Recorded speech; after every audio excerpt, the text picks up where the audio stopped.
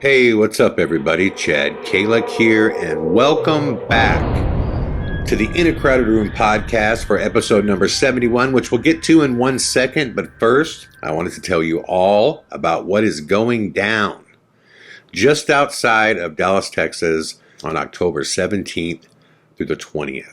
AGH presents the Flint Creek Ranch. If you want to go on a truly mind-blowing, weekend-long paranormal investigation, this is the one for you to join me on. Only 25 total people will be joining me at this incredibly awesome estate that is haunted, in which the owners do not know who is haunting the place. And there are multiple possibilities. There is a cemetery on the grounds. The former owner of the entire estate, his old house, which sits at the back of the property line and is still there. He passed away in the house, in which he was found like 3 weeks after he passed away. That building is still there. There was an unfortunate situation a long time ago, back in the frontier days, in which a young boy pulled a prank and got killed on the property. So there are multiple possibilities as to what could be going on in this place. It is an immaculate 3,600 acre estate with an incredible amount of activity reported. Everything from objects moving, footsteps being heard, shadow people, and the activity happens all over the property. The owners actually have a 6,000 square foot main house that they don't even sleep in anymore. They actually sleep in their guest cabins. And we are going to be the first people to ever investigate this place. We have been granted exclusive access, and this is a very, very real weekend-long paranormal investigation with yours truly. There's only a handful of tickets left. Go check it out if you want the real deal. If you want the real deal, this is it. Check it out at aghtelevision.com/events. And I hope to see you guys there. It's going to be mind-blowing. Okay, let's get into episode number 71, which is all about Area 51 and this new Facebook campaign to storm Area 51 with the hope that the government will unveil, I guess, what would be the wreckage from Roswell. This thing started out, the gentleman has been identified on Facebook. He basically had the idea of picking a day, which is September 20th, in which the public would basically arrive in Roswell, and that a large mass of people would storm the Air Force Base there under the premise that they can't arrest us all. So far, 1.2 million people have stated that they are coming and that they will be there. And this, of course, got the attention of the government and the media, in which this is everywhere now. It's on all the news stations. It's on all the websites. And I have a big theory about this, guys. I think this is absolutely a CIA PSYOP type of event, just designed to get more media coverage, more news about the UFO situation, to get Trump's name involved with the UFO situation, because supposedly Trump has been briefed about this, and the military has taken precautions because they're so concerned that 1.2 million people are going to show up and they're going to storm Area 51. My honest guess, if anything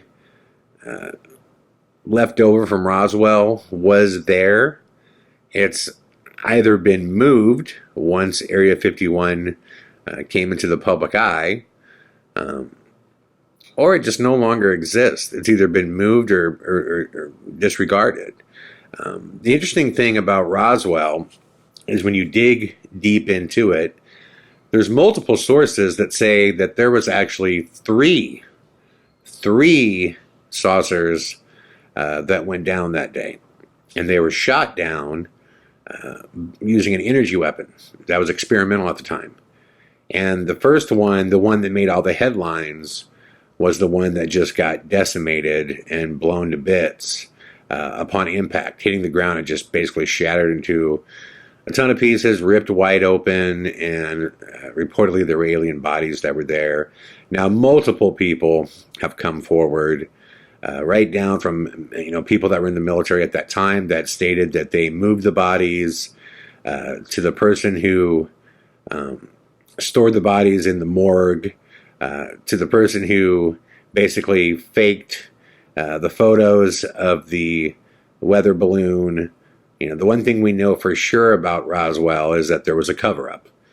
Now, from there, it gets really, really dicey as to what really happened. But the best evidence out there suggests that there were two other saucers that went down. One, reportedly, all of the aliens were killed upon impact. Another report was, on the third one that went down, is that there was, for a time period, an alien that was alive. And these were reportedly scooped up, by the military when this happened. Now, that's a whole other episode we can get into one day.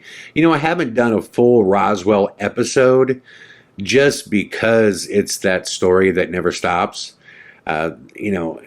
Every aspect of the story has been told in a million different ways.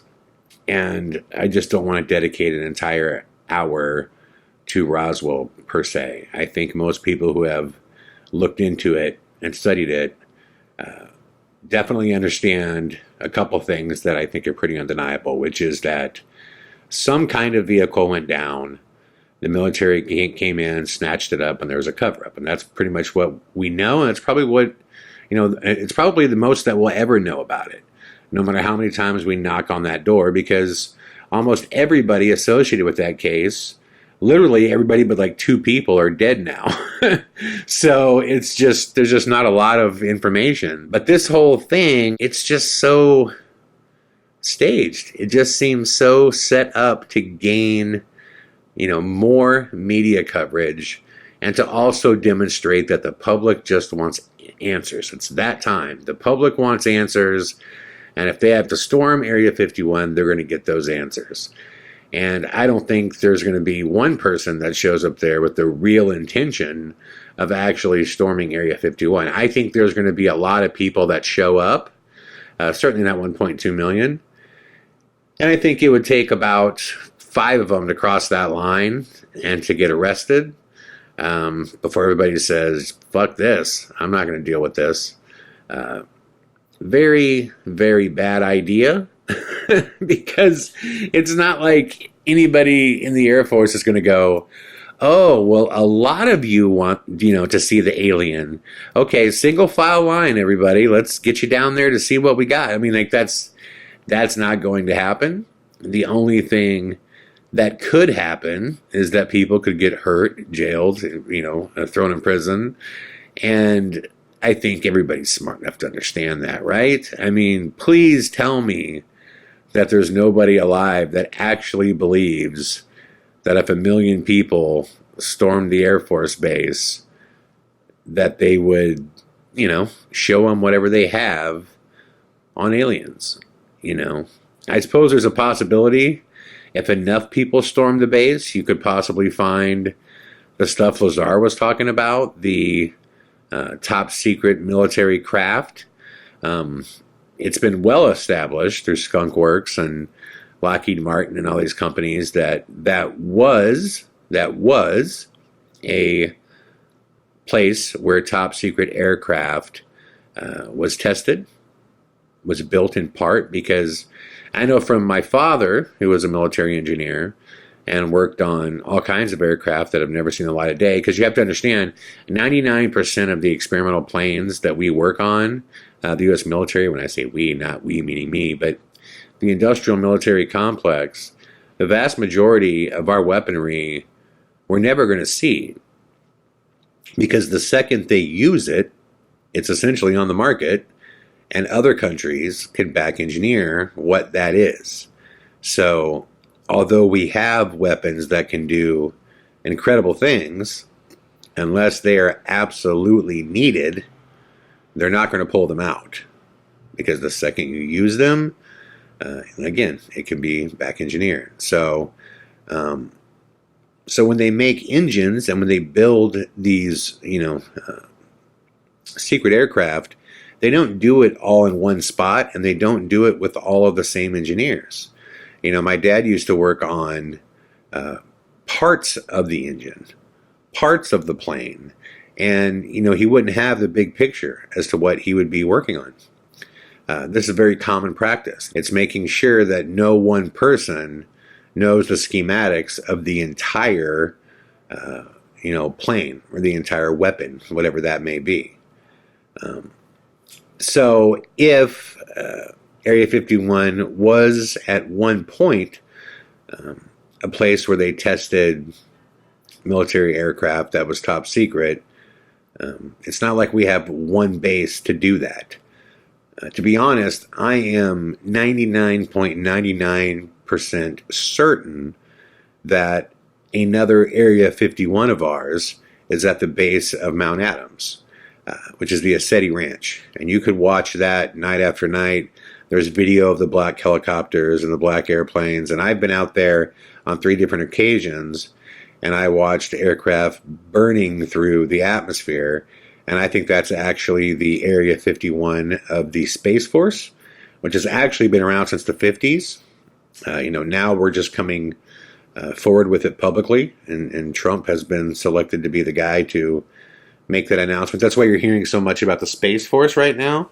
But having been out to the UFO Ranch, Gilliland's Ranch, Assetti Ranch, the different names for it, it's pretty obvious, at least to me, that's what's going on, because it's on a schedule. Like at exactly 10 p.m. from the same area of the sky every night, these flights start. And, when you're looking at them through infrared, you can see there'll be like a small little, just a little pinprick of light, just a tiny little light that's moving really fast, and it'll start glowing as big as a silver dollar, and then it'll go back to being really, really small again. And these things move, we clocked one thing from horizon to horizon, in 30 seconds, the whole sky, just from one side to the other. We were like, Jesus, that thing is moving fast. We watched lights in the sky making hard 90-degree turns, just boom, boom. And it's like, well, no human being could live through that unless somehow gravity was being manipulated. We watched objects that were cruising through the sky at an incredible rate, and they would just come to a dead stop. And would just sit there and just start flashing. And we had the long green laser lights that you can shoot forever into the sky. And we were actually shooting those lights up to the aircraft, whatever they were, and they would respond with flashes back to you. So they were clearly intelligent, and based on the footage that has since been captured on infrared of planes and helicopters and things flying into the mountain, I believe that that's another, quote, Area 51. I think that's where James's Gilliland Ranch just sits at the base of it. And if you ever drive out there in that whole Dalles area, I mean, the fact that James is out there is mind-blowing. I mean, there is nothing out there. So back to the Area 51, September 20th, let's storm Area 51 date. I actually got a kick out of this because it reminded me of a personal story I wanted to share with you of something similar that I was a part of one time that I almost went to jail for. It had nothing to do with the military, but it was a similar type call to action that I think you guys are going to kick out of. When I was in college, one of the jobs I had is I was the sports editor for the Iowa State Daily. And part of that, one of the perks of being the sports editor is I got to sit in the press box and go to all the football games and, watch from a bird's eye view. And the years that I went to Iowa State, if you guys might remember this, those were the years of a little running back named Troy Davis. The sports card listed him at 5'8", 215 pounds. He was more like 5'5", about 215. He was just a bulldog.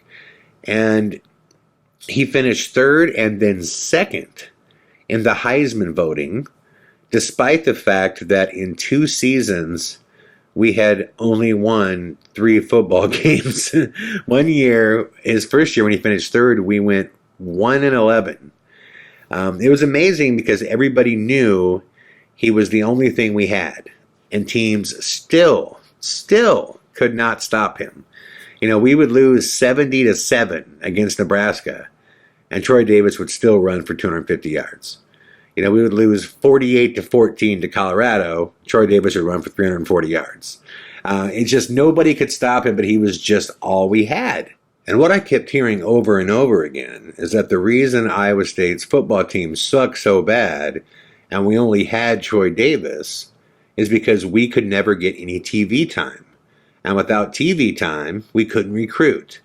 So until we got on TV and other, high school kids around the country could see Iowa State football and until it was viewed as a worthy, active, football program, and until there were players that people could get behind, like a Troy Davis, then we would never win the recruiting game. So the key was television. And everyone was saying, well, they'll never do it because the Cornhuskers and Oklahoma Sooners, they have the TV rights basically locked up. And every time major television comes, they covered those teams. So at the time, I started thinking, well, how in the hell could we get on ESPN? How could we get coverage? Because every now and then, even though Troy was running for 300 yards a game, and he set the actual college record for back-to-back 2,000-yard seasons, which no running back in the history of college football had ever done that before. But yet, he would maybe get a highlight or two once a month on ESPN because we were getting our doors blown off us. I mean, teams were just putting the fucking wood to Iowa State every week. So I was thinking, well, I have a pretty popular sports column, which I did, and it was a lot of fun. And the reason my sports column was popular is because I rarely spoke about sports. I would start off talking about sports, and then I would go off on some tangent with something that loosely related to it. And it was more of a kind of a comedy type column. And the reason it was is because there wasn't a lot to talk about because we were getting our ass handed to us every week. So I didn't want to talk about that. So I would just find ways to goof around. So I started thinking, well, the one section that's always full no matter what is the student section. So what I knew is the one section that was always filled up was the student section. No matter what, because we're in college, that was the big sport. There was always a couple thousand students in the seats, no matter how bad our record was. So I started thinking, how do we get on ESPN? If we never win a game, we're just never going to get any time unless we do something drastic. Now, when teams win big games, like a bowl game or a big rivalry, they would tear the goalpost down.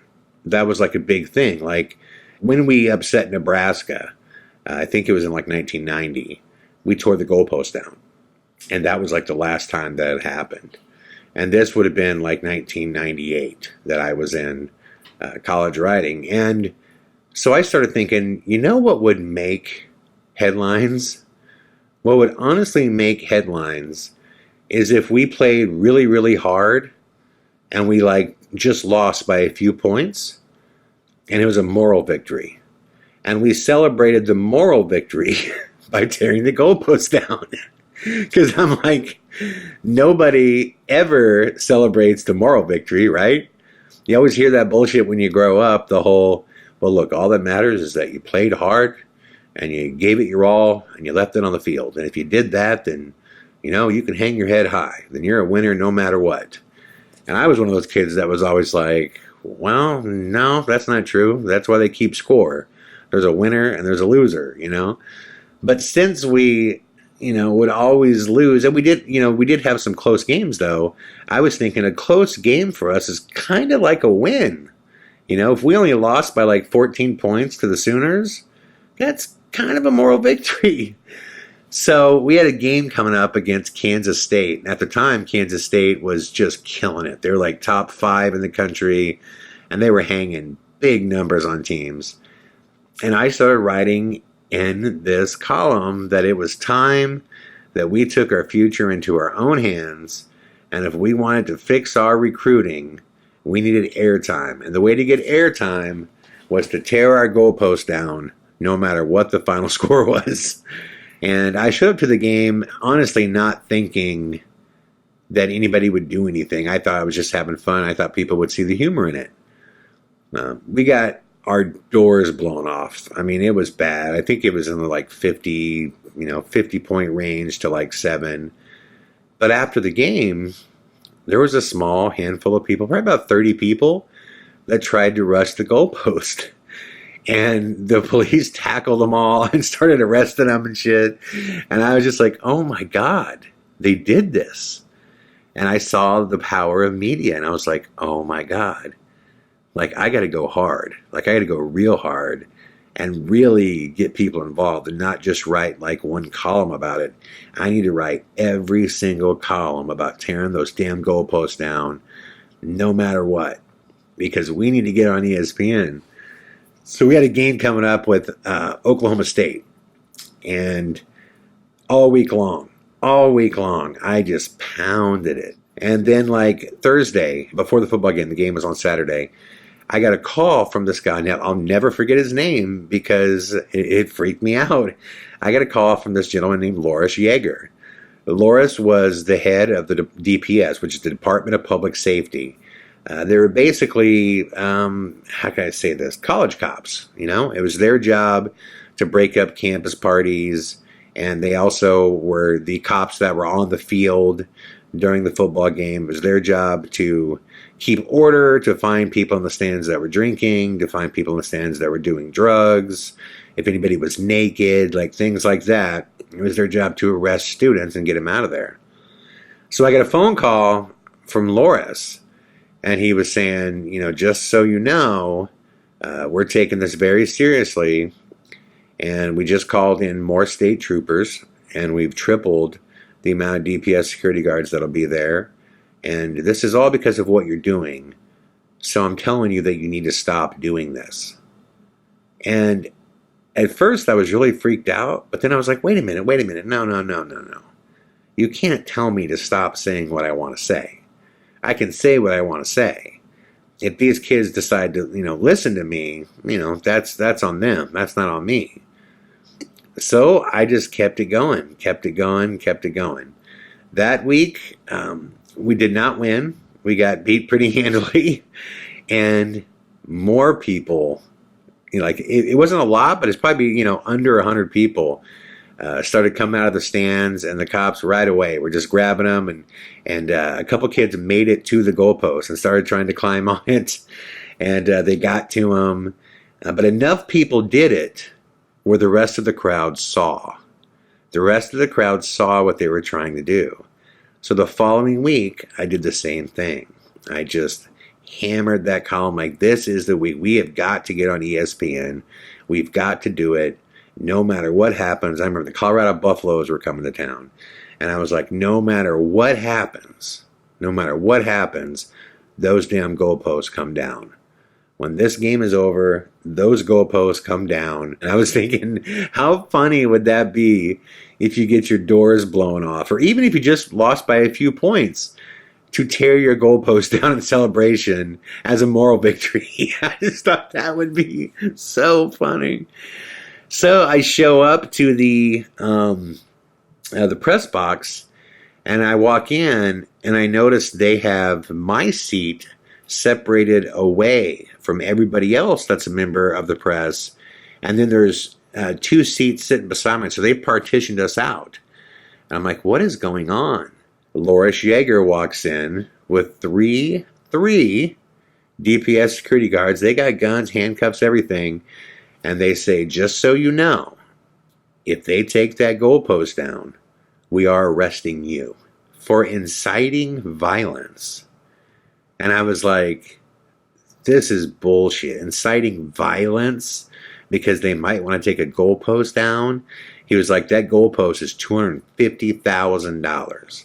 If they break that down, that's $250,000 that somebody has to come up with. You don't know who you're fucking with. You need to stop this at once. I was like, oh my God.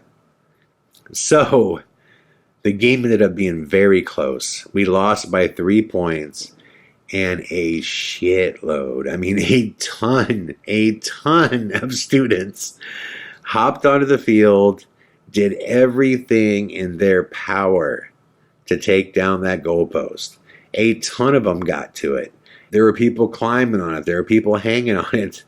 And the whole time, they're just standing there next to me. And he's going, don't go anywhere. Don't go anywhere. If that goalpost comes down, we are arresting you. Now, in retrospect, I wish I'd had more, I guess, courage and intelligence about what was going on. And I wish I'd known the law better, because I would have been like, no, I'm leaving. Unless you have a reason to detain me right now, I'm out of here. So I hung out in the press box watching them on this goalpost, swaying it back and forth. And I was just thinking, please don't break. But to be honest, the other part of me was saying, please break, please break. Because I'm thinking this will totally be on ESPN if this happens. This will be amazing to say we celebrated this moral victory. People tell us that we can't have recruits unless we have TV time. You know, look what we had to do to get TV time. Look how unfair this is that two teams dominate, you know, the television. It never broke. The actual goalpost never broke. It came close. It was swaying really hard. They ended up arresting over like 60 people. They did not arrest me. And that was the end of my campaign for them, you know, bum rushing the goalposts. But it was on ESPN. There was highlights on ESPN about the Iowa State fans trying to break their goalposts at a loss, at a game that we lost. And it was a celebration of moral support, which I thought was awesome. I'm like, this is the funniest thing I've ever seen. But it goes back to that whole thing, is they arrested 60 people. And I felt bad about that. I really, really did. Because first off, I thought, why are you arresting them? I mean, just protect the goalpost. Just go make a circle around the goalpost and don't let people on it. That would have been the easy solution, I thought. But no, they, you know, the second they started coming over the barrier, police were just tackling people, and it got out of hand. It really did. And thankfully, nobody was hurt bad, but it did suck that they arrested so many people. And I felt like that was totally messed up. But it got me thinking about this Area 51, and obviously this is a whole different ball game. The government is not going to be concerned one bit with the public's well-being in a situation like this.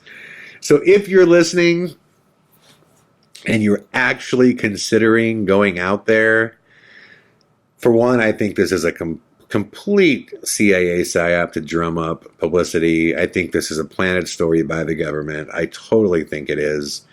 And if you are really thinking about going out there, don't. Just don't. Only bad things can happen to you. There is a 0% chance that anybody on that base is going to show anybody anything whatsoever that is related to disclosure. This is just a fun idea for a press story, a bad idea in actuality. And, you know, like I said, maybe mankind will prove me wrong. I would think everybody would know this. But maybe I'm wrong. Maybe there are actually going to be people that show up there and try to do this. And I just hope that's not the case. But what I do like about all this is it's just another piece of the puzzle, man. It just shows what is going on around this UFO narrative. And there's not a week that goes by now, guys. It has now become a weekly thing. And this all goes back to Skyfall's prediction. This has been a weekly thing now where there's something about UFOs every single week. And Trump is being involved in more and more and more of these stories and more of these campaigns. And we're definitely heading for something really, really big.